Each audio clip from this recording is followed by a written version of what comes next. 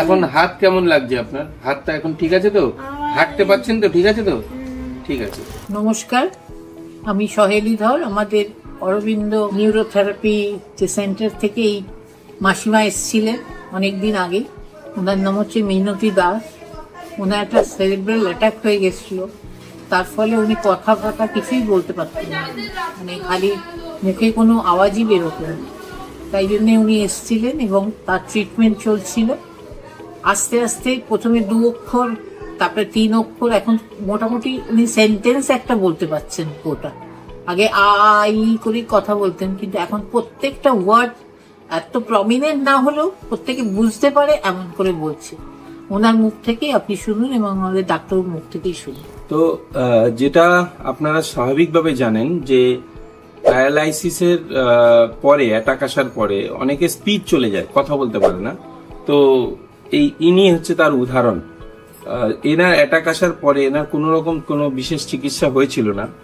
আমি আরো ডিটেলস ওনার মেয়ের থেকে শুনবো। ওনার মেয়ে আমাদের সঙ্গে আছেন, যিনি ওনাকে লাগাতার এখানে নিয়ে এসছেন ট্রিটমেন্টে। আচ্ছা, ওনার অ্যাটাক কতদিন আগে এসেছিল?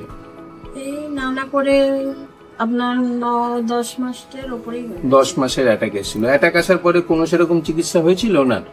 না, এমনি মেডিকেল এসব করেছিল। মেডিকেল করেছিল। এর আগে 3বার স্ট্রোক হয়ে গেছিল। 3বার স্ট্রোক হয়ে এটা নিয়ে 3বার স্ট্রোক। মানে এটা 3 নম্বর স্ট্রোক। 3 নম্বর স্ট্রোকের পর ওনার কথা চলে যায়, হাত পা পুরোই বন্ধ হয়ে গেছে। পুরোই বন্ধ হয়ে গেছে। মানে খুবই অবস্থা খারাপ। মানে আমরা একটু মৌসুমী জুস খেয়ে থাকতে সারাদিন, মানে কিছু এমন অবস্থা হয়ে গেছে। আচ্ছা, গেছিলাম, একদিন ভর্তি নিয়েছিল, ওনারাও বলে দিয়েছিলেন যে কিছু করার নেই।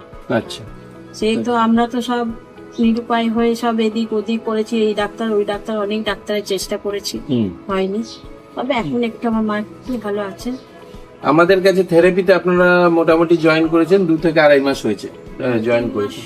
হ্যাঁ, তো থেরাপিতে জয়েন করার সময় আমি তো নিজে দেখেছি ওনার একদমই স্পিচ ছিল না সেইভাবে। এখন উনি কি ধরনের কথা বলতে পারছেন? মোটামুটি নাম টাম বলতে পারছেন। সেদিন তো আমার সামনে নামই বললেন উনি। ঠিক আছে, 2 অক্ষর 3টে অক্ষর মোটামুটি কথা উনি বলতে পারছেন। যাই হোক, তাহলে আপনি একটু শুনিয়ে দিন সবাইকে কিরকম বলতে পারছেন। আপনার নামটা বলুন।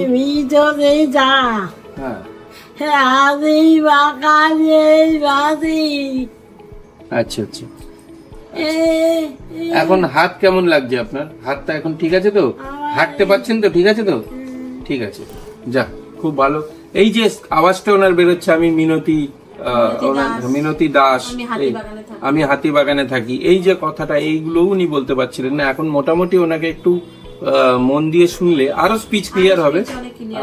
হ্যাঁ, এখন তো অনেকটা ক্লিয়ার হবে। আবার নার্ভাস হলে মাঝে মাঝে একটু কথাটা হয়ে যায়, জড়িয়ে যায়, কিন্তু মাঝে মাঝে উনি একেবারেই স্পিচ ভালো কথা বলতে পারেন।